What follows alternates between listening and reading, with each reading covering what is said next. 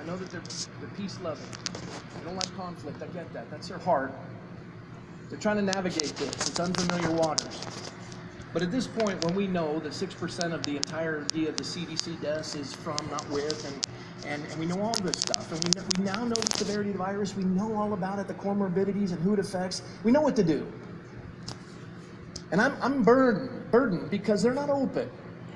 And we wrote a letter to one of the largest churches, we want in the state. We said, why aren't you open?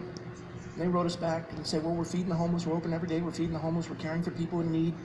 But and they go through the whole list of all they're doing, but then they said this: we're not a political church. We do take the safety of our members and community very seriously, and out of love and concern, we are not meeting in a large group for weekend services. And I replied. I'll conclude with this, so I'm over, I gotta go quick. I wrote, I recognize the choice that your church made was out of love and concern, but you cannot say you're not political. Politics is the highest form of community in that it combines morality and sociability. Those pastors who have chosen to fully open their churches deeply love their communities and their congregants and are also very concerned for the health and safety of their communities, just like you. However, to say that you are not political is not accurate.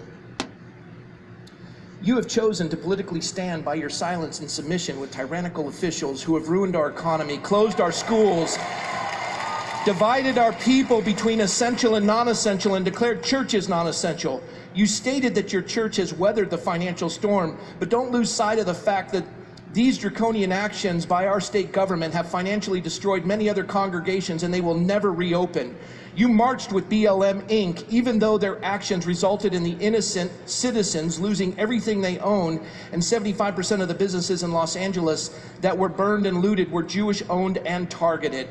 How can you say that you're not political? The pastors that have opened their churches are maligned and ridiculed, and you have said nothing in their defense. And yet, in love and great concern for their communities, these churches stand against a tyrannical government that has forced their neighbors' businesses into bankruptcy, forced the abused in their communities to be quarantined with their abusers, forced the elderly to die alone, all while the government officials have received full paychecks provided by your punished neighbors whose taxes are the highest in the nation.